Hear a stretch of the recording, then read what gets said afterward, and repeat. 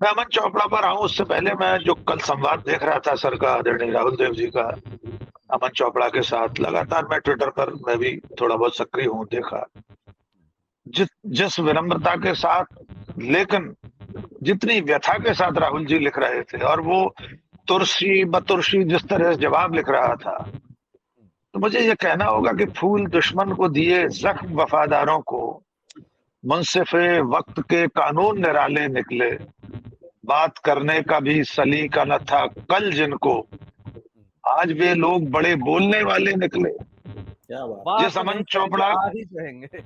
वाह नहीं कह सकते, आ ही कहेंगे। बिल्कुल आ ही है सर।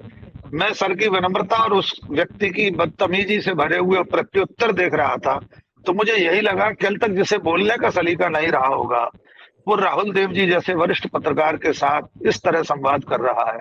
वो ये स्वीकार करने को तैयार नहीं है कि उसकी पत्रकारिता, जिसे पत्रकारिता कहना भी पत्रकारिता का अपमान है, वो देश की समरसता, देश के भाईचारे, इसके पूरे ताने बाने में जहर घोलने वाली है। और राहुल जी अगर उसकी चिंता कर रहे हैं तो उसे ठहर कर एक पल रुक कर यह सोचने की जरूरत थी कि कहीं वे सही तो नहीं कह रहे, और वे सही कह ही रहे थे।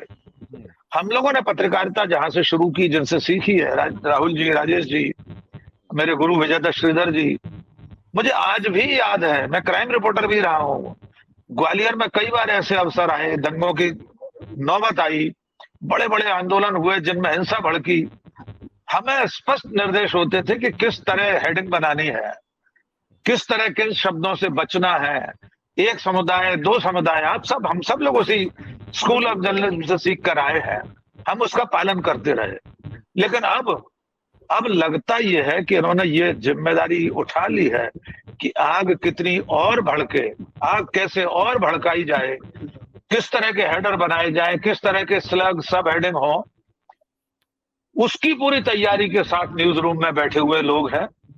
पूरा न्यूज रूम, सब एडिटिंग करने वाले लोग, हेडलाइन लगाने वाले लोग, प्रोड्यूसर, सब, वे सब जैसे इस महाअभियान में, इस यज्ञ में अपनी अपनी आहुति देने पर उतारू है। मैं अमन चोपड़ा जैसे लोगों को पत्रकार मानने को तैयार नहीं हूं, जैसा कि आपने भी शुरू में कहा, लेकिन ये एक पूरी नस्ल है। ये क्यों ऐसा कर रही है ये भी नहीं मालूम। इसको कौन सी तकलीफ है दूसरे वर्ग से, दूसरे धर्म के लोगों से, किसके इशारे पर ये सब कर रहे हैं, ये हम सब समझ रहे हैं। पर जिसके इशारे पर कर रहे हैं उसका तो अपना एक राजनीतिक लक्ष्य है, उसे सत्ता में बने रहना, एक विचार समूह है, उसका और लंबा लक्ष्य है, उसे हिंदू राष्ट्र बनाना है। लेकिन हम उसके टूल, उसके औजार क्यों बने हुए हैं, इस सवाल का जवाब अभी देखना बाकी है। आपने मुझसे पूछा कि टीवी देखते हुए कैसा लगता है, आपको अफसोस नहीं होता? जैसा कि राहुल जी ने कहा था, वही मैं दोहरा रहा हूं। क्योंकि हमारा पेशा, हमारा काम है, पत्रकार है हम, हमारी व्यवस्था है टेलीविजन देखना, इसलिए हम उतना ही सब देख लेते हैं एक फौरी नजर से कि आखिर चल क्या रहा है। और अब तो हम उतना भी नहीं देखते, थोड़ी देर बाद ट्विटर पर मालूम हो जाता है कि किस चैनल ने कितना जहर उगला है। अंतिम बात पंकज जी, मैं ये कहना चाहता हूँ, इस पर विराम की बात राजेश बादल जी कह रहे हैं, राहुल जी भी चिंतित है, आखिर ये रुकेगा कब सिलसिला? तो इसे रोकने के दो ही उपाय हैं। एक तो ये कि इन चैनलों पर होने वाली बहसों में से दूसरे राजनीतिक दलों को जाना बंद करना होगा। राहुल गांधी कल ट्वीट करते हैं, उन्होंने लिखा भाजपा मीडिया और उसके समर्थक तत्व, तब के जो भी लिखा उन्होंने शब्द, लेकिन इसके बावजूद उन जहरीली बहसों में कांग्रेस के प्रवक्ता तो शामिल होते ही हैं। वे कब जाना बंद करेंगे?